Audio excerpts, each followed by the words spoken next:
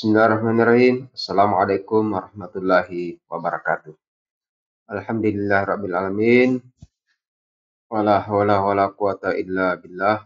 Allahumma salli ala sayyidina Muhammad wa ala ali sayyidina Muhammad. Pertemuan kita kali ini pada mata pelajaran pendidikan agama Islam dan budi pekerti, kita akan membahas satu topik mengenai syu'abul iman. Tujuan pembelajarannya insya Allah fokus pada dua hal. Yang pertama adalah menjelaskan makna syu'abul iman, yaitu cabang-cabang iman, pengertian, dalil, macam, dan manfaatnya. Kemudian menganalisis makna syu'abul iman, pengertian, dalil, macam-macam, dan manfaatnya. Berikutnya, Anda sekalian, coba perhatikan pada gambar berikut, ada 4. Kemudian, kira-kira apa kaitannya pada gambar 1 tentang tauhid, kaitannya dengan syu'abul iman. Kemudian, malu bagian daripada iman. Pada gambar kedua, gambar ketiga, istiqamah. Gambar keempat, pentingnya peduli terhadap kebersihan. Masing-masing ini Anda sekalian diminta untuk memberikan pemaknaan dan mengaitkan dengan materi syu'abul iman. Nah, berikutnya Anda sekalian, pada infografis ada 3 yang menjadi fokus pembahasan kita tentang cabang-cabang iman ini, yang terkait dengan hati, lisan, dan perbuatan. Ada 30 cabang iman yang harus diyakini dengan hati, ada 7 cabang iman yang terkait dengan lisan atau ucapan, dan ada 40 cabang iman yang terkait dengan perbuatan. Nah, berikutnya kita baca dulu, simak bacaannya pada dalil yang setidak-tidaknya bisa menjadi landasan untuk kita bisa mengulas tentang syu'abul iman.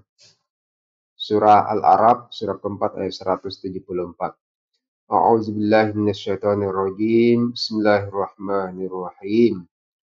Wa idz akhadha rabbuka min bani adama min zuhurihim dzurriyyatahum wa ashhadahum ala anfusihim alastu birabbikum qalu bala syahidna an taqulu yawmal qiyamah inna kunna an hadza ghafilin. Dan ingatlah ketika Tuhanmu mengeluarkan dari sulbi, yaitu tulang belakang anak cucu Adam, keturunan mereka, dan Allah Subhanahu wa taala mengambil kesaksian terhadap roh mereka seraya beriman. Bukankah aku ini Tuhanmu? Mereka menjawab, betul, engkau Tuhan kami. Kami bersaksi, kami lakukan yang demikian itu agar di hari kiamat kelak tidak mengatakan sesungguhnya ketika itu kami lengah terhadap ini. Ini adalah sebuah persaksian antara seorang hamba, makhluk yang diciptakan dengan Tuhannya. Dan itu harus ada keyakinan. Berikutnya, itu dalam hadis Rasulullah Muhammad SAW dari Abu Hurairah, bahwa Rasulullah SAW bersabda, iman itu 77 lebih cabangnya.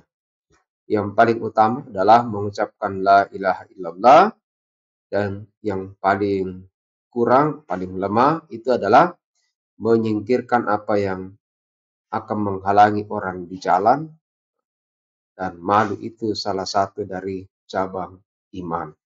Nah, setidaknya ada 3 di sini yang disampaikan. Yang paling utama itu adalah la ilaha illallah, kemudian yang paling kecil itu adalah menghilangkan atau menyingkirkan duri di jalan, dan yang ketiga adalah mengenai malu.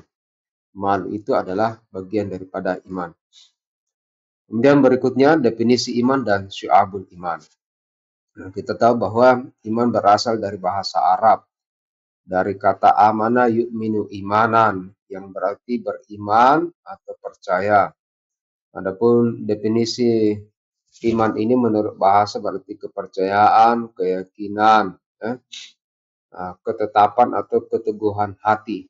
Sementara Imam Syafi'i menyampaikan dalam sebuah kitab yang berjudul mengatakan bahwa suatu ucapan, suatu perbuatan, dan suatu niat di mana itu tidak sempurna salah satunya jika tidak bersamaan dengan yang lain. Jadi harus satu padu antara hati, ucapan, dan perbuatan. Kemudian syu'abul iman itu sendiri adalah cabang-cabang iman yang kita sebut ini adalah 77 sebagai salah satu sumber yang tadi kita bahas pada hadis riwayat Muslim. Nah, kemudian macam-macam syu'abul iman.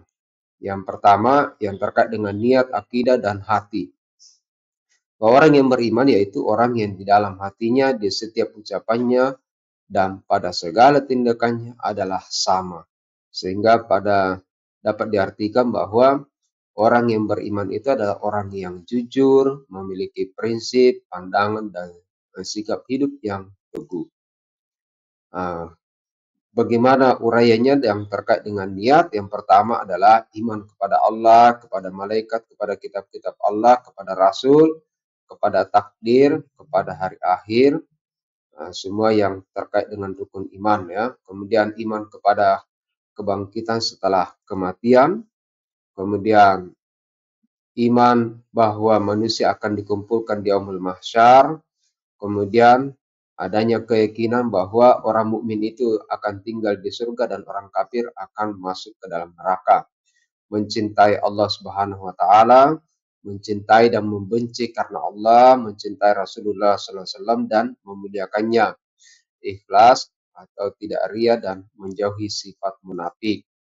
Nah, kemudian bertaubat, takut kepada Allah, selalu mengharap rahmat Allah Subhanahu wa taala, tidak berputus asa, kemudian syukur atas nikmat Allah, menunaikan amanah, sabar, tawadu, dan menghormati yang lebih tua.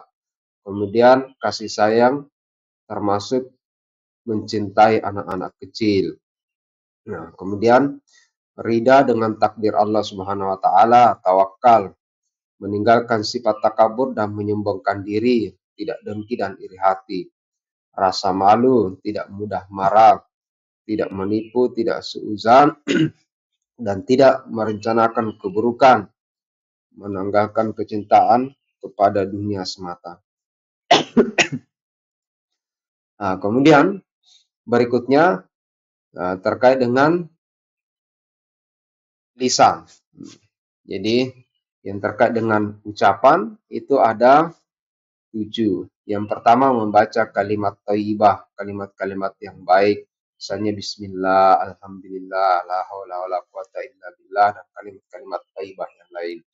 Membaca kitab suci Al-Quran, kemudian belajar dan menuntut ilmu, mengajarkan ilmu kepada orang lain, berdoa, zikir kepada Allah termasuk istighfar, kemudian menghindari bacaan yang sia-sia. Itu tujuan terkait dengan lisan. Sementara yang terkait dengan perbuatan itu ada pertama bersuci, menegakkan sholat, bersedekah dan membayar zakat fitrah, memuliakan tamu serta membebaskan budak, berpuasa wajib dan sunnah. Kemudian berhaji bagi yang mampu, kemudian beriktikaf di dalam masjid, kemudian menjaga agama dan bersedia meninggalkan rumah untuk berhijrah beberapa waktu tertentu. Kemudian menyempurnakan dan menunaikan sumpah, ya. Kemudian menyempurnakan menunaikan kafarat, menutup aurat, berkurban. Kemudian mengurus perawatan jenazah, menunaikan dan membayar hutang, meluruskan muamalah dan menghindari riba. menjadi saksi yang adil dan tidak menutup kebenaran, menikah untuk menghindarkan diri dari perbuatan keji dan haram. Kemudian menunaikan hak keluarga dan sanak kerabat serta hak hamba sahaya, berbakti dan menunaikan hak orang tua, mendidik anak-anak dengan pola asuh dan pola didik yang baik, menjalin silaturahim, taat dan patuh kepada orang tua atau yang dituakan dalam agama. Kemudian menegakkan pemerintahan yang adil, mendukung seseorang yang bergerak dalam kebenaran. Nah, kemudian menaati hakim atau pemerintah dengan catatan tidak melanggar syariat. Ya. Nah, kemudian memperbaiki hubungan muamalah dengan sesama, menolong orang lain dalam kebaikan, amar ma'ruf, nahi mungkar, menegakkan hukum Islam, berjihad mempertahankan wilayah perbatasan, menunaikan amanah termasuk mengeluarkan 1/5 harta rampasan perang. Kemudian memberi dan membayar hutang. Nah, kemudian memberikan hak terhadap tetangga dan memuliakannya. Kemudian mencari harta dengan cara yang halal, menyedekahkan harta termasuk juga menghindari sifat boros dan kikir, memberi dan menjawab salam, mendoakan orang yang bersin, menghindari perbuatan yang merugikan dan menyusahkan orang lain, menghindari permainan dan senda gurau, menyingkirkan benda-benda yang mengganggu di jalan. Nah, ini yang ke-40 yang terakhir ya. Ya, jadi ada 40 yang terkait dengan aspek perbuatan. Nah, berikutnya hikmah syu'abul iman ya. Nah, yang pertama setidaknya ada 7 ya. Yang pertama, iman itu akan menghilangkan sifat kepercayaan manusia terhadap makhluk. Kemudian iman insya Allah akan membuat seseorang yang memiliki keimanan itu akan memiliki jiwa yang tenang. Kemudian menumbuhkan sikap ikhlas. Kemudian akan menanamkan sikap tidak takut menghadapi kematian. Kemudian iman akan mewujudkan kehidupan yang lebih baik dan berkualitas. Iman akan mendatangkan keberuntungan. Dan yang ketujuh adalah bahwa iman itu akan mencegah dari penyakit jasmani dan rohani. Nah, demikian, terima kasih. Mudah-mudahan bermanfaat untuk kita semua. Wassalamualaikum warahmatullahi wabarakatuh.